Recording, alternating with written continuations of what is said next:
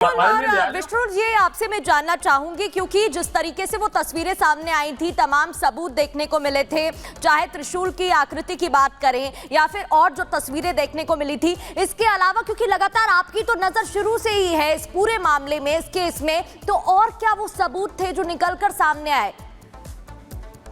देखिए, सबसे इम्पोर्टेंट है जो व्यास तहखाना है, जो भी आप अपने स्क्रीन पे दिखा भी रहे थे, नंदी भगवान के ठीक सामने व्यास तहखाना है। इसमें संस्कृत के श्लोक, हिंदू देवी देवताओं की कटी हुई मूर्तियां, अलग अलग साइंस जो हिंदू देवी देवताओं के होते हैं वो मिले थे।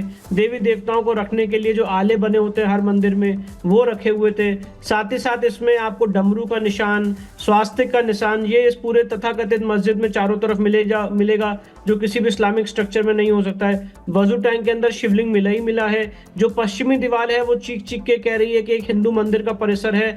और भी जो मतलब इसके अंदर जो खंबे, जो पिलर्स हैं, और ये बात एएसआई ने भी अपनी रिपोर्ट में लिखी है कि ये वही खंबे जो और पिलर्स हैं जो हिंदू मंदिर में इस्तेमाल किए जाते थे, जो अभी आप अपने स्क्रीन पे दिखा रहे हैं, ये पश्चिमी दीवार है। ये सारी खंबे, पिलर्स, ये जितनी चीजें हैं, ये एएसआई ने भी अपनी रिपोर्ट में कहा कि ये हिंदू मंदिर से संबंधित कलाकृतियां हैं जो किसी भी इस्लामिक स्ट्रक्चर में नहीं पाई जा सकती। और एएसआई ने अपनी रिपोर्ट में यह भी कहा कि यहाँ पे एक प्री एग्जिस्टिंग स्ट्रक्चर हुआ करता था जो एक हिंदू मंदिर का स्ट्रक्चर था। तो मुझे पूरी उम्मीद है कि जब ये सर्वे होगा तो जो अभी भी चीजें थोड़ी बहुत छुपी रह गई हैं वो उभर के सामने आएंगी, और यहाँ का पूर्ण सर्वेक्षण होना इस खसरा नंबर 9130 का इन्वेजिव मेथड से बहुत जरूरी है। और जो पहले सुप्रीम कोर्ट ने उसमें डिगिंग पे रोक लगाई थी, अब एएसआई की रिपोर्ट आने के बाद चीजें काफी स्पष्ट हो गई, काफी क्लियर हो गई हैं, तो यहाँ पे दोबारा डिगिंग होनी चाहिए। बिल्कुल। और शिलापट पर जो उस वक्त के समय लिखे थे उसको मिटाने की भी कोशिश की गई थी। ये बातों का जिक्र भी उसी दौरान देखने को मिला था जब सर्वे की उससे पहले जो रिपोर्ट आई थी उसमें जिक्र था। राघवेंद्र भी हमारे साथ लगातार जुड़े हुए हैं।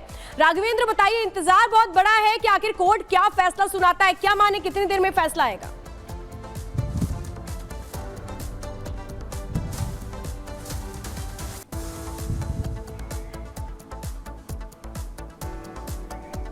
चलिए राघवेंद्र, आपसे हम जुड़ने की दोबारा से कोशिश करेंगे। विष्णु शंकर जैन जी, मैं आपसे यही समझना चाहती हूं, क्योंकि जिस बात का आप जिक्र कर रहे हैं कि हिंदू स्ट्रक्चर की बात आप कर रहे हैं जो सर्वे के दौरान मिला था, लेकिन सबसे अहम इसलिए है क्योंकि उसके पहले कोई खुदाई नहीं की गई थी। वो बहुत सारे प्रमाण मिले थे जो इस ओर इशारा कर रहे थे। लेकिन ये कहूं कि जो फैसला है इन मायनों में बहुत अहम होगा कि खुदाई का आदेश मिलता है या नहीं। देखिए, आप इस बात को जरा अप्रिशिएट करिए। जो लोग जब भी खुदाई की बात होती है तो वो एक मजाक उड़ाते हैं कि कहाँ कहाँ आप खुदाई करवाएंगे। यहाँ पे आप जो भी अपने स्क्रीन पे दिखा रहे हैं, इस तथाकथित मस्जिद के ठीक सटी हुई अहिल्याबाई होलकर की बनाई हुई मंदिर है जहाँ पे हम लोग आज पूजा पाठ कर रहे हैं, जो सांकेतिक ज्योतिर्लिंग कहा जाता है। इस तथाकथित परिसर में हम लोग जो 3 सेंट्रल डोम है और मेन जो सेंट्रल डोम है उसके नीचे डिगिंग की मांग कर रहे हैं, जिससे स्ट्रक्चर को पहली बात कोई क्षति नहीं पहुंचने वाली है। और मैं आपको जरा इतिहास में पीछे ले जाना चाहता हूँ। अगर आप इस बात को जरा एग्जामिन करेंगे कि राम मंदिर के दौरान भी ऐसी डिगिंग की, ऐसी खुदाई की बात की गई थी, तब बोला गया था कि डिगिंग खुदाई नहीं होने देंगे। और अभी जब राम मंदिर का जजमेंट होने के बाद सुप्रीम कोर्ट के 9 नवंबर 2019 को जब राम मंदिर का पूरा निर्माण करने के लिए फर्दर एक्सकेवेशन किया जा रहा था लार्सन एंड टर्बो द्वारा, तो वहां पे बहुत सारे हिंदू देवी देवताओं के चिन्ह, खंबे, पिलर्स, मूर्तियां, ये सारी चीजें इस खुदाई में मिली। तो खुदाई होना बहुत जरूरी है, और यहाँ पे हम उस खुदाई की बात कर रहे हैं जिससे किसी भी स्ट्रक्चर को डैमेज ना हो, स्ट्रक्चर को क्षति ना पहुंचे। बिना क्षति पहुंचाए हुए ऐसी खुदाई संभव है, ये बात एएसआई स्वयं मानती है।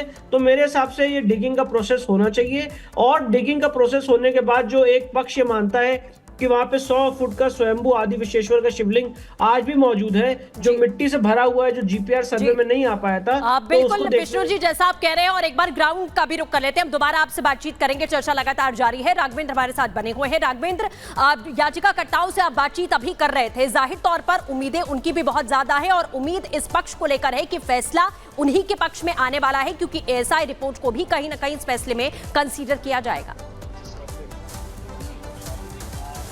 बिल्कुल आप सही कह रहे हैं। देखिए, अभी अधिवक्ता विष्णु शंकर जैन को भी सुना जा रहा था। उन्होंने कहा कि जब सर्वे हुआ था तो बहुत सारी गाइडलाइन के साथ सर्वे हुआ था, बहुत सारी चीज अब भी रह गई। जैसे इन्होंने जिक्र किया कि ये कुएं को चारों तरफ से रूंधा गया है, कई ऐसी जगह है जहां पर मिट्टी पाटी गई है, और खुद जहां पर फवारा की बात हो रही है वो हिंदू समाज उसको आदि विश्वेश्वर भोले बाबा कहता है। साथ ही जो नंदी बैठे हैं वो सामने जो व्यास जी का तहखाना है उसको भी पूरी तरह से पैक किया गया है। इन सब चीजों की जानने करने की आवश्यकता है। और ये तभी होगा जब सर्वे का आदेश आएगा और पूरी तरह से सर्वे होगा, साइंटिफिक सर्वे, जहां पर कोई गाइडलाइन ना हो, यानी कि कितनी उसकी गहराई है, कितनी उसकी प्राचीनता है, कब से है, क्या स्थिति है वहां पर। अगर ये सब कुछ सामने आएगा तब जाकर दूध को दूध, पानी पानी अपने आप होगा। वैसे जो सर्वे हुआ है, सर्वे में बहुत सारी चीज पहले ही निकल कर आ चुकी है कि वहां पर राघवेंद्र, अगर मंदिर के जगह जैसा ये उम्मीद जताई जा रही है हिंदू पक्ष की ओर से, चूंकि सबूत बहुत सारे दिए गए हैं उस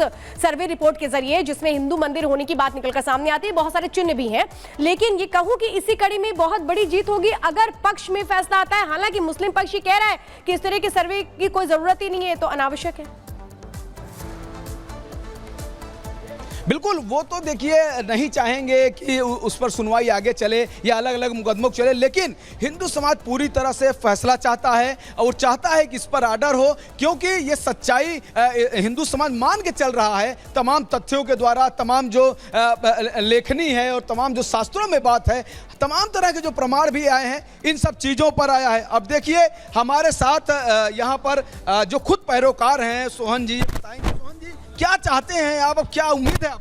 देखिए, पूरा उम्मीद है, हमारे ज्योतिर्लिंग है, हमारे विश्वेश्वर महादेव वहाँ विराजमान है, तीनों गुम्बद के नीचे हम चाहते हैं कि वहाँ जो है सर्वे का आदेश मिले। और वजू खाना जब प्राप्त शिवलिंग है, सारी साक्ष्य अधिवक्ता कमीशन के दौरान पाए गए, सारे सब हो गए, ASI के द्वारा हो गए कि यह हिंदू मंदिर है।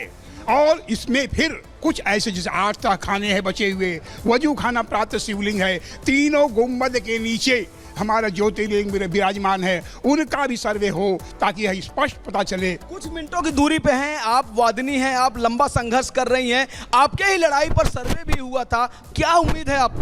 पूरी उम्मीद है, क्योंकि सच्चाई सबके सामने आएगी और दूध का दूध को पानी का पानी हो जाएगा।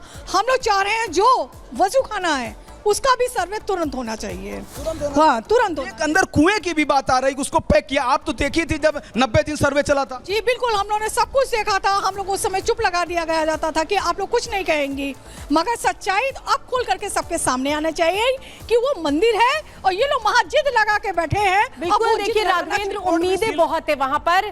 जो वाराणसी की लोग हैं, वाराणसी की जो महिलाएं खासतौर पे पहले आवाज उन्होंने उठाई थी, वो एक बहुत बड़ी उम्मीद के साथ इंतजार कर रही है उस फैसले का। विष्णु शंकर जैन जी, मैं आपसे यही समझना चाहती हूं कि दर्शकों को हमें बताना जरूरी है कि सर्वे हुआ, लेकिन सर्वे के दौरान खुदाई की इजाजत नहीं थी। उस कड़ी में खुदाई की इजाजत मिले, इसके लिए याचिका लगाई गई थी। कितना जरूरी है कि खुदाई हो, क्योंकि अभी हम सोहन लाल जी को भी सुन रहे थे, वो कह रहे थे तीनों गुंबदों के नीचे खुदाई होना बहुत जरूरी है अगर सच को और ज्यादा पुख्ता करना है तो।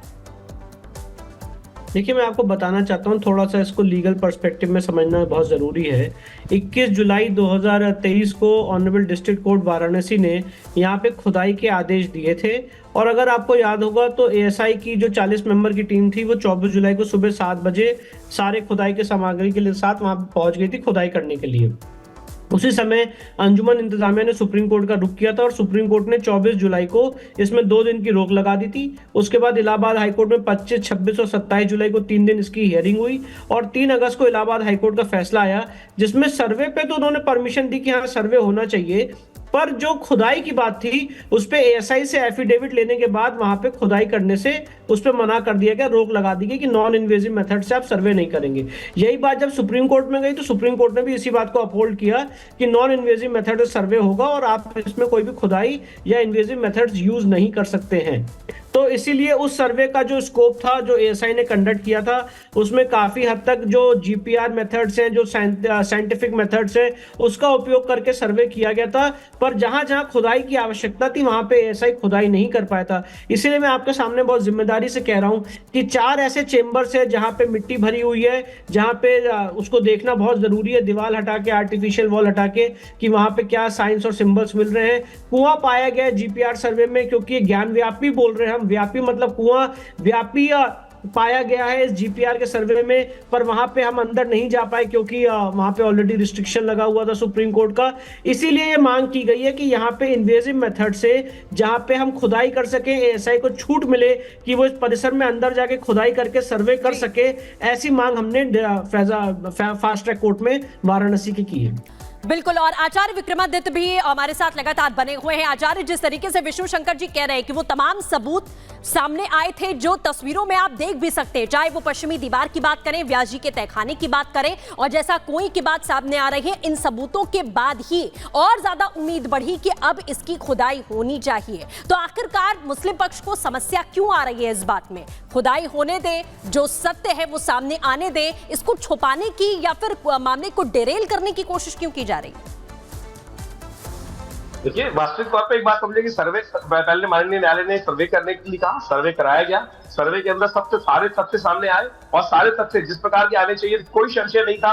उसके बाद अब आगे सर्वे को और प्रॉपर करने के लिए, प्रॉपर एविडेंस क्रिएट करने के लिए खुदाई भी करके देख सकते हैं। अगर मुस्लिम पक्ष को कोई संशय है तो संशय का निवारण वैज्ञानिक पद्धति से निकल सकता है ना, लेकिन उनको संशय नहीं है।